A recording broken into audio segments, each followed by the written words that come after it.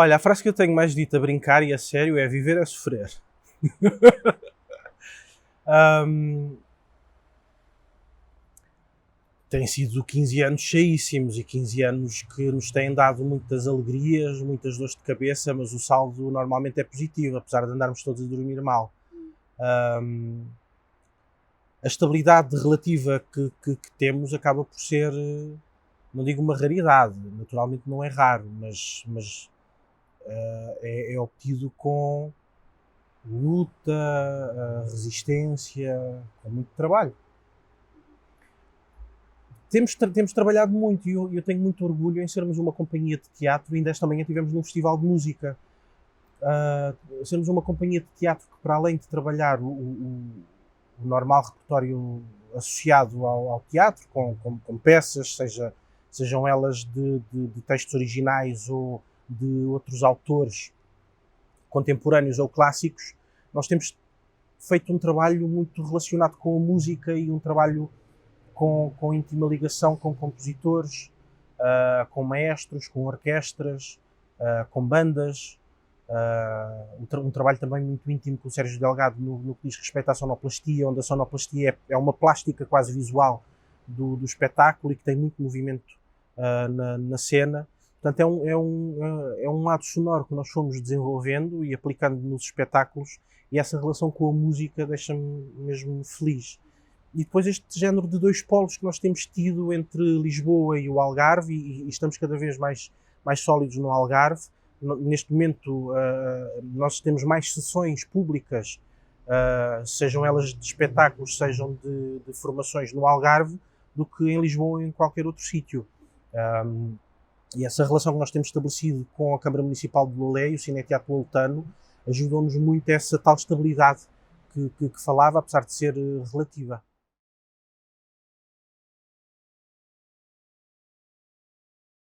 As ideias são sim uma coisa que brota, e isso tanto tem assim qualquer coisa de mágico, como depois é sufocante e angustiante quando elas não brotam. Quando, por exemplo, eu não sei se é verdade ou não, mas este texto para mim é das últimas coisas a escrever pelo menos neste contexto.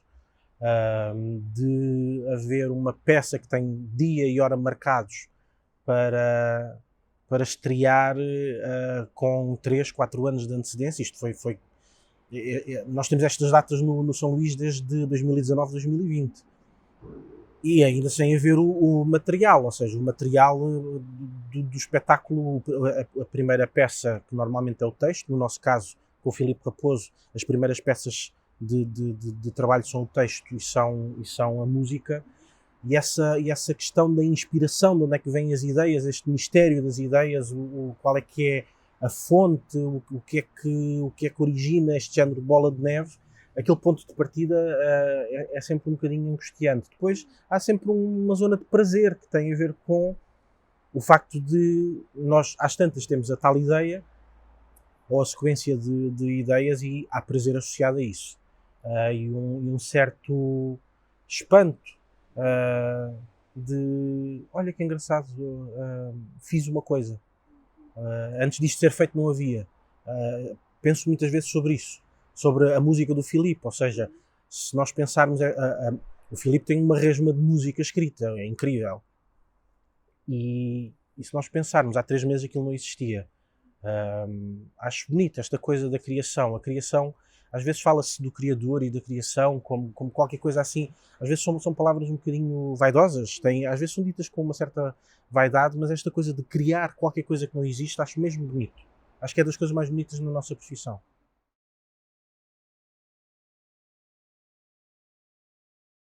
Muitas coisas, olha, começa com o Pantagruel, e o livro de Pantagruel vem de Rabelais, das obras de Pantagruel.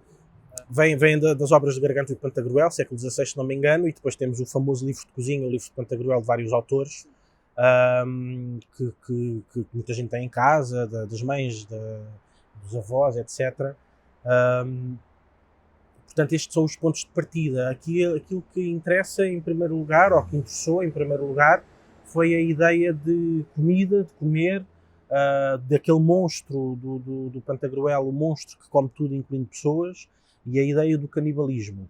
E depois pegar na ideia do livro de receitas e trabalhar esta coisa das receitas sobre o canibalismo. Depois houve outras milhares de coisas também, de Roland Topor, também tem um livro sobre cozinha canibal. Andei à volta porque isso depois liga-se tudo.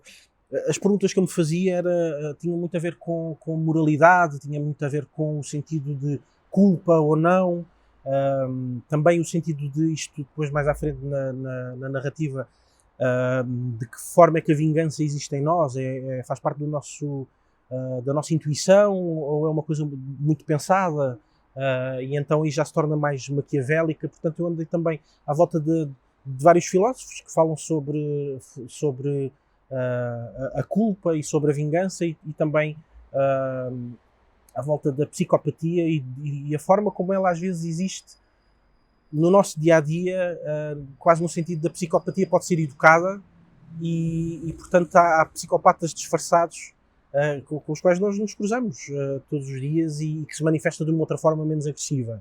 E isso também interessou na construção do texto. Depois andamos à volta dos clássicos, muita coisa do universo infantil tem a agressividade do canibalismo, ainda que muito disfarçados. Isso interessou-me muito. Antes ali Gretel vão para a casinha da tal bruxa, a casinha de biscoito de gengibre e doces, etc., que depois são engordados para serem comidos. Isso é canibalismo, mas conta-se como uma história para crianças. O lobo mau, meio humanizado, que come a avó e quer comer a capuchinho vermelho, etc. Também existe ali um princípio que pode ser o canibalismo. Portanto, mais uma vez, o universo infantil é mesmo rico em violência e agressividade. E isso interessa-me muito. E interessa muito também perceber porque é que há coisas agressivas e violentas que nós recebemos com essa carga de violência, e depois há outras coisas há outras formas de tratar essa agressividade que parece que enganam o cérebro. E então deixamos de entender isso como agressivo. E depois houve outras coisas, ou seja, andámos à volta do que significa comer o outro, porque mais ou menos a brincar, numa determinada fase, em que eu ainda estava só a falar do espetáculo, ainda não estava a escrever, falava sobre esta ideia de um feto pode ser um canibal na medida em que se alimenta da mãe. Claro que não é conforme nós concebemos, mas seja dentro do útero, seja depois, através da amamentação, ele vai buscar o seu alimento e a sua nutrição através do corpo da mãe. Avancei o pensamento um bocadinho nesse sentido e depois fui dar à absorção fetal. Tanto a mãe que absorve o feto, que há casos assim, ou irmãos gêmeos em que um absorve o outro. Ainda há pouco tempo saiu uma notícia de que um homem com 30 e tal anos descobriu, aos 30 e tal, aos 36, se não me engano, que toda a vida carregou o seu irmão gêmeo no corpo, e aquilo faz parte do seu ADN. Está na sua carga genética o corpo do seu irmão gêmeo, que absorveu ainda no útero. E que se continua a desenvolver dentro dele, ainda que não seja um humano, não é uma pessoa que está lá dentro, conforme nós conhecemos. É um outro ser. Então essa ideia de absorção fetal também comecei a tratar isso como um canibalismo, como uma forma de canibalismo, uma forma de nós comermos o outro. Na verdade, o espetáculo acaba por ser uma forma brincada de brincarmos à metáfora do comer. O que é que significa comer? O que é que significa absorver o outro? O que é que significa usar o outro? O que é que significa eu ter mais força através do uso do outro? E depois, toda a mitologia que existe sobre canibalismo, todas as histórias que existem, seja nos animais da tarântula fêmea que mata a tarântula macho depois de ser fecundada para ir ali buscar os nutrientes para a fecundação, para desenvolver os bebés aranhos, ou outro tipo de superstição e crença que está relacionada com eu absorvo os anos de vida e absorvo o conhecimento daquele que como, ou na Igreja Católica, quando a gente come a hóstia e diz que aquilo é corpo de Deus, ou seja, em termos metafóricos, aquilo é de certa forma canibalismo também. Portanto, andamos à volta destas ideias para depois resultar neste texto e neste espetáculo que estamos agora ainda em ensaios, e que anda à volta de comida e porque é que se come e o que é que eu quero do outro.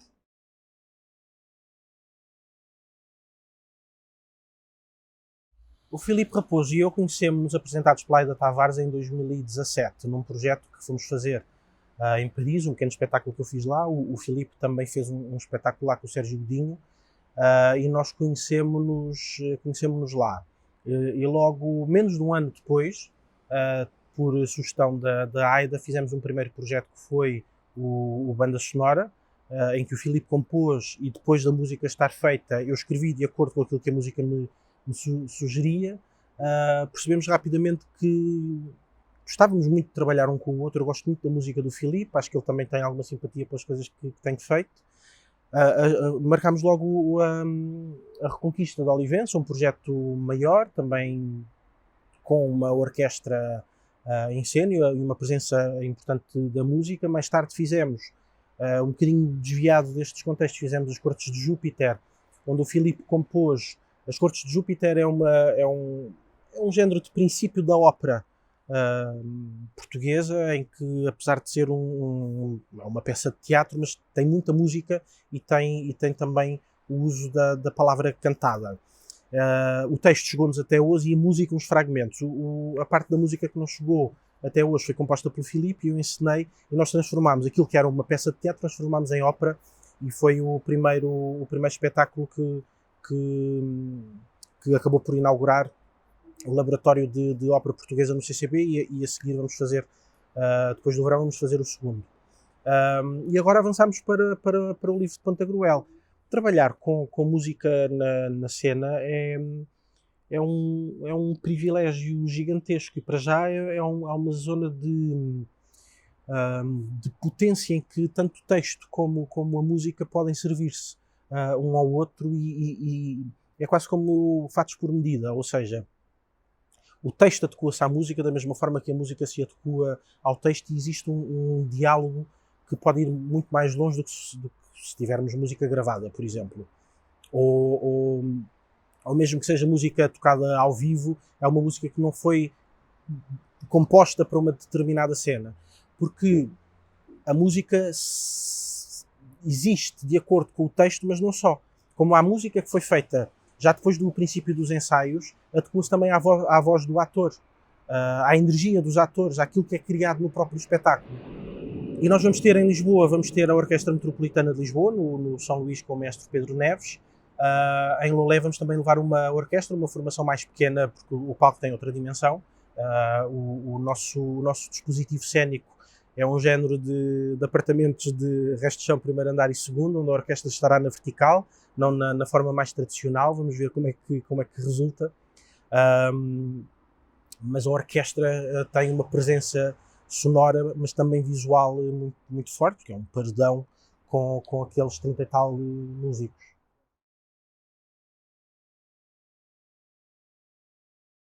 Foi muito calmo. Fomos repetindo, que é a base do trabalho. Vamos conversámos no primeiro dia muito, depois fomos lendo, fomos nos ouvindo, fomos conversando, tirando dúvidas, experimentando, brincando aos monstros, brincando este lado tragicómico que o texto tem. Está a ser um processo calmo, não há nada de muito revelador.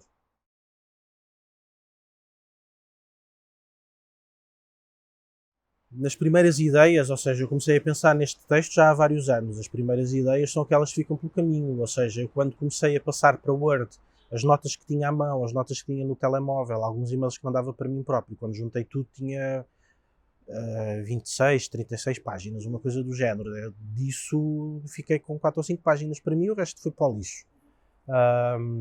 Ou foi para aquela pasta, sabes, aquelas pastas de ambiente de trabalho número 7 para arrumar, pronto, está para lá.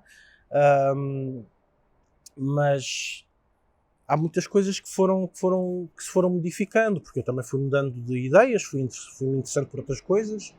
Claro que depois, quando entra toda a equipe, e nós temos uma equipa numerosa e necessária, com várias áreas também sonoras e musicais, mas também plásticas. Claro que depois os outros criativos que se juntam ao espetáculo numa fase pós-texto dão toda uma dimensão nova.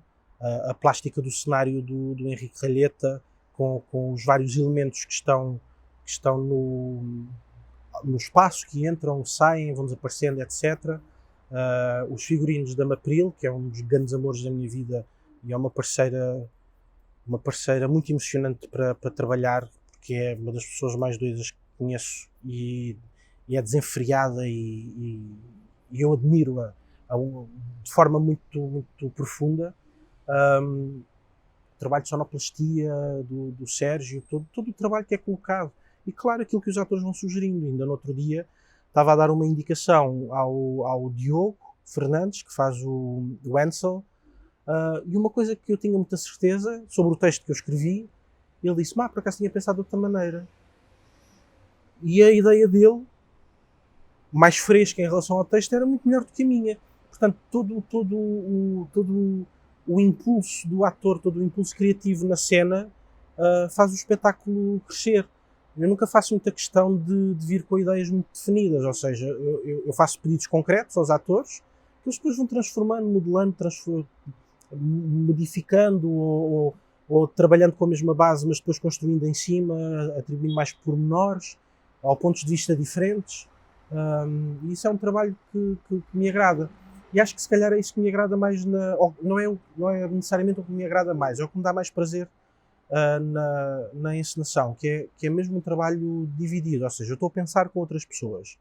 O trabalho da escrita não me dá tanto prazer porque estou muito tempo sozinho e à espera da tal ideia, à espera que o anjo desça. E quando desce muito acima da hora é uma sensação de frustração é uma dor esquisita. Na sala de ensaios, mesmo quando estamos muito cansados, mesmo quando trabalhamos muito, porque tem sido é um trabalho muito exigente, porque há o trabalho de texto, de movimentos com a Rita Spider também, as coreografias das lutas com o Tiago da Cruz, as canções que a direção vocal é do João Henriques, os testes de caracterização do Marco Santos e do Denis Correia, todo o trabalho que nós temos feito, nesta fase em que estamos mais próximos da estreia, nós passamos 12 horas a trabalhar. Mas mesmo nesses dias de cansaço e de exaustão, há sempre momentos muito divertidos do dia.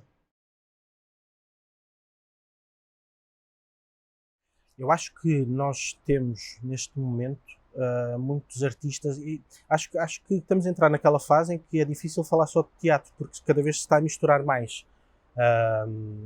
Tanto aquilo que falei antes desta nossa mistura com a música, como muitos outros artistas também misturam teatro com música, teatro com performance, teatro com dança.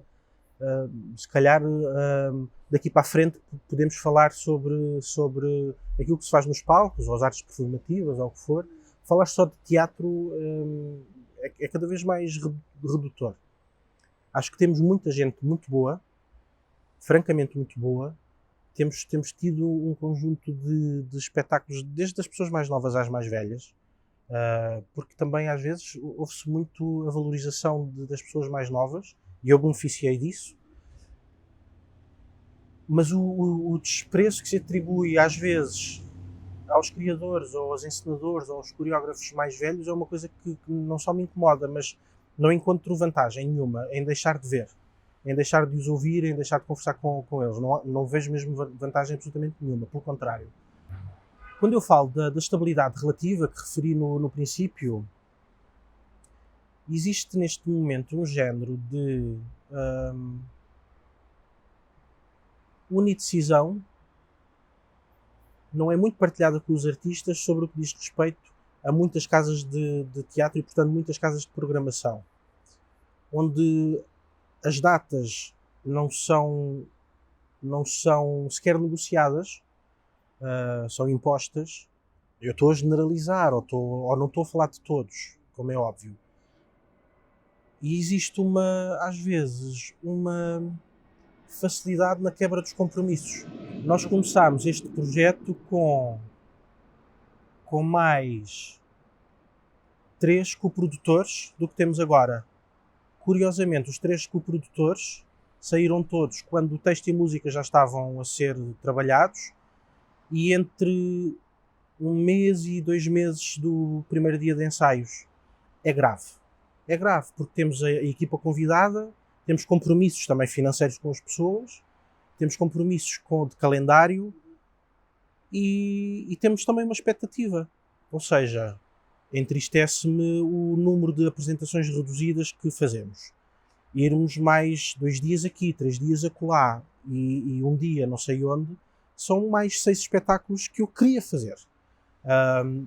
Portanto, para além de toda a questão de uma logística que já está pensada e organizada, uma expectativa que nós temos, porque o teatro existe e vive no palco e na apresentação perante o espectador. Não existe só no livro escrito, na sala de ensaios. É preciso. Ele brota realmente quando existe na apresentação ao público. Nós reduzirmos de repente 30%, faz conta que é isto, o número de apresentações é muito frustrante. E depois tirarem-nos o tapete a 1 mês ou 2 de começarmos os ensaios é indigno.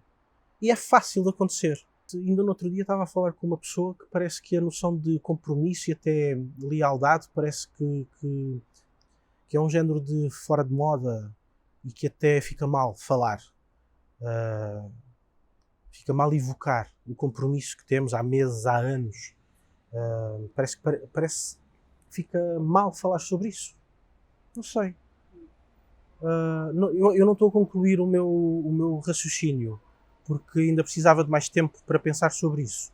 Aquilo que eu tenho, acho eu, a certeza, é que não é justo para as companhias com mais ou menos apoios serem-lhes tirado o tapete ou quebrarem compromissos tão em cima da hora. Ou seja, se é para quebrar um compromisso, 1 ano, 1 ano e meio, 8 meses, 6 meses. Agora, a 1 mês de começarmos os ensaios, acho muito injusto. Ricardo, muito obrigado. Obrigado eu.